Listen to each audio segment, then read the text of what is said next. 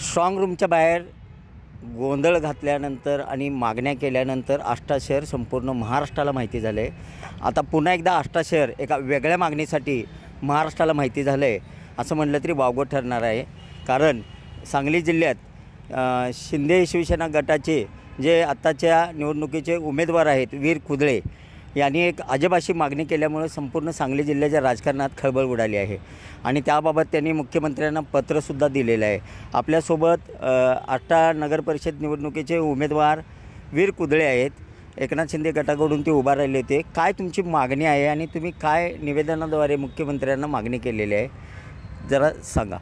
मी आष्टा नगरपालिकेचे शिवसेना शिंदे गटाकडून मी नगरसेवक पदाची निवडणूक लढवली. इतके कटू आणि भयानक अनुभव आले.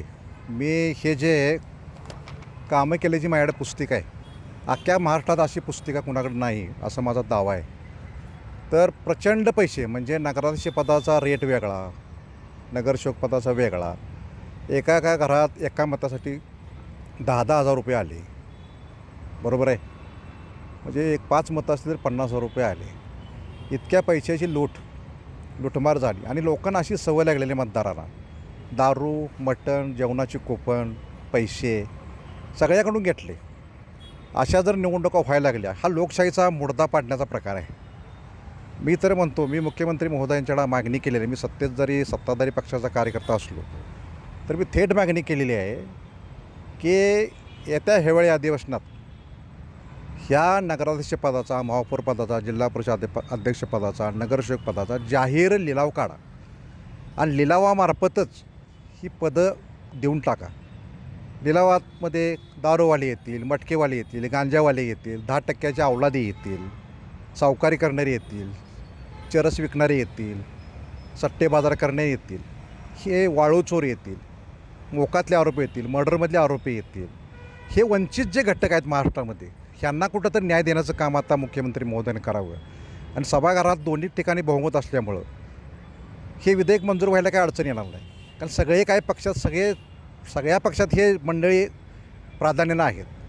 लोकशाहीचा मुडदा पाडण्याचं काम या नगरपालिका निवडणुकीत झाले की लोकशाही वगैरे सगळे नावाला आहे सगळं, याचा काय उपयोग होणार नाही.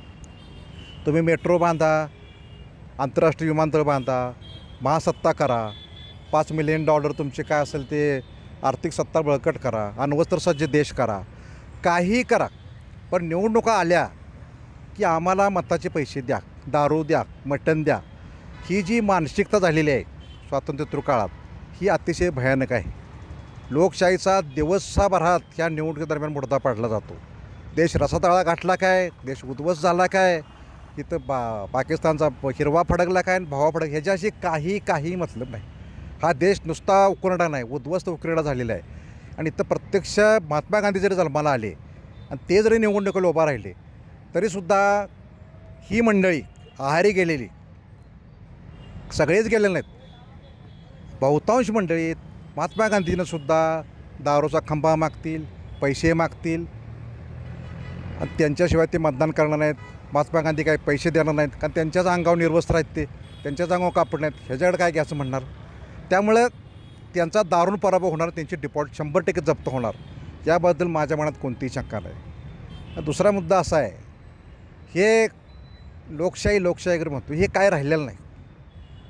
स्वतः डॉक्टर बाबासाहेब आंबेडकर यांनी एवढी मोठी घटना लिहिली, जगातली सर्वात मोठी घटना लिहिली. एवढा मोठा माणूस, त्यांचासुद्धा स्वातंत्र्यानंतर पराभव करायचं काम ह्या देशातल्या जनतेने केलेलं आहे. त्यामुळं किती जरी तुम्ही संत सज्जन असाल, विद्वान असाल, तर तुम्ही पैसे द्या मगच आम्ही मतदान करणार, ही आत्ता भावना प्रबळपणे आत्ता समाजात जात्या. आणि त्यामुळं ह्याचं टेंडर काढावं सर. टेंडर प्रक्रियेतूनच हे महापालिका, जिल्हा परिषदा, नगरपालिका, पंचायत समित्या, तुमचे सरपंच टेंडर पद्धतीने पदं वाटावीत, त्याचा सर लिलाव काढावा. तुम्ही निवडणूक आयोगाकडे किंवा राष्ट्रपतींच्याकडे या संदर्भात काही मागणी केली सुद्धा या बाबतीत पत्र लिहिणार आहे, राष्ट्रपतींच्याकडे मागणी करणार आहे. माझी मागणी तुम्हाला हास्यास्पद वाटत असली पण वस्तुस्थिती तशी आहे, ही करायला काय हरकत नाही. सगळ्याच पक्षात, सर्वच पक्षामध्ये ह्या मंडळींचा भरणा भरपूर आहे आणि हे विस्थापित आहेत. दारूवाले, मटकेवाले, जुगारवाले ह्यांना न्याय दिलाच पाहिजे. ह्यांच्यावर अन्याय करून कसं चालेल? त्यांना न्याय द्या. ह्याचं टेंडर काढा आणि विधानसभेत एकदा ठराव झाला की याला निवडणूक आयोगसुद्धा चॅलेंज करू शकणार नाही. आणि ही प्रथा एकदा महाराष्ट्रानं त्याचा पायंडा पाडावा. संपूर्ण देशात ही प्रक्रिया निश्चितपणे राबवली जाईल.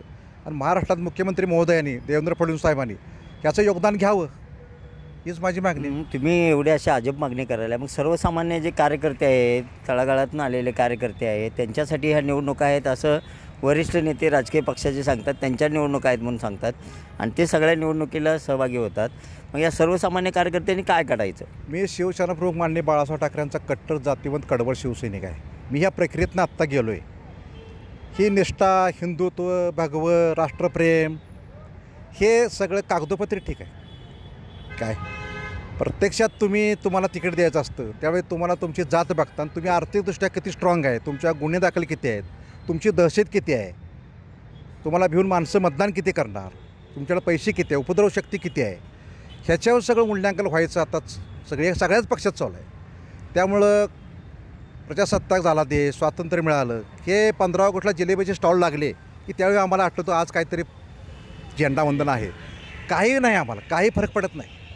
या देशातल्या जनतेला काही फरक पडत नाही. निष्ठा बिष्ठा ह्या सगळ्या आता भाषणात गुंडाळलेल्या आहेत.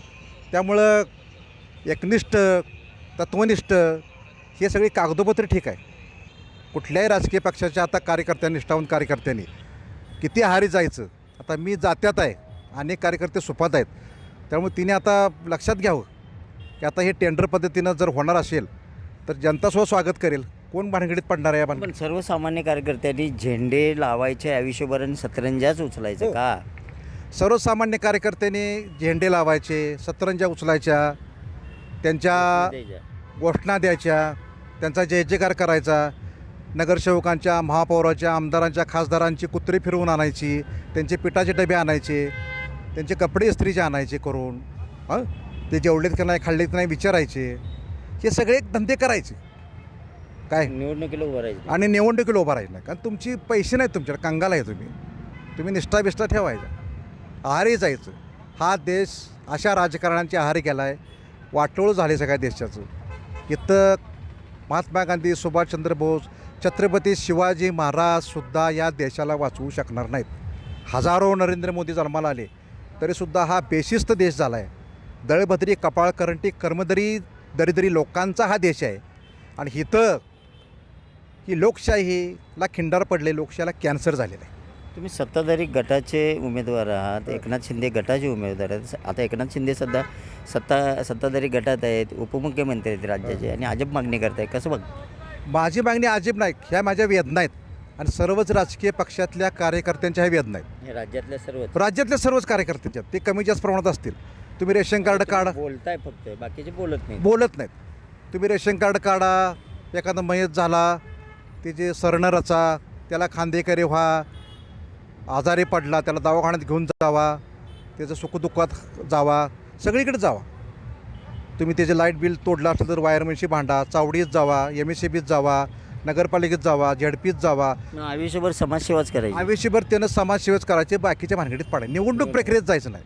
कारण 5,000 रुपयाला मत देऊन विकत घेणार असेल, ती ताकद नाही त्या पोरांची, आमच्या शिवसैनिकांची किंवा इतर पक्षातल्या कार्यकर्त्यांची. त्यांनी सतरंज्याच उचलायच्या. आणि आतासुद्धा माझ्या महाराष्ट्रातल्या सर्व राजकीय पक्षाच्या कार्यकर्त्यांना, सामाजिक कार्यकर्त्यांना विनंती आहे, या निवडणूक प्रक्रियेच्या भानगडीत पडू नका. कारण दुर्जनांची संख्या इतकी वाढलेली आहे की सज्जनांचं आता काही चालणार नाही. ज्ञानेश्वर महाराज, तुकाराम महाराज, ही गाथा बिथा हे सगळं ठीक आहे, काही नाही. आम्ही फक्त महाप्रसाद खाणार, जेवणावळी खाणार, तुम्हाला सांगतो दारू पिणार, मटण खाणार, कुपनं घेणार आणि लोकशाही बळकट करणार. नक्कीच आपण पाहू शकता वीर कुदळे यांनी अजब मागणी केलेली आहे. आणि या संदर्भात राज्याचे मुख्यमंत्री देवेंद्र फडणवीस यांना पत्राद्वारे मेलसुद्धा केलेला आहे. आणि भविष्यात हे निवडणूक आयोगाला आणि राष्ट्रपतींच्याकडे हीच मागणी करणार आहेत की आता निवडणुका घेऊ नका, सरळ टेंडर पद्धतीनं लिलाव काढा आणि पदं वाटप करा. एकंदरीत पाहिलं तर सर्वसामान्य कार्यकर्त्यांच्या ह्या तीव्र अशा ह्या भावना आहेत. जे गरीब कार्यकर्ते आहेत, तळागाळातून आलेले आहेत, त्यांच्या बाबतीत या महाराष्ट्रामध्ये अनेकांच्यावर अन्याय झालेला आहे. आणि वीर कुदळे यांच्या माध्यमातून खऱ्या अर्थाने वाचा फुटलेला आहे. मागणी जरी अजब असली तर वस्तुस्थिती आहे, असंही त्यांनी TV9 मराठीशी बोलताना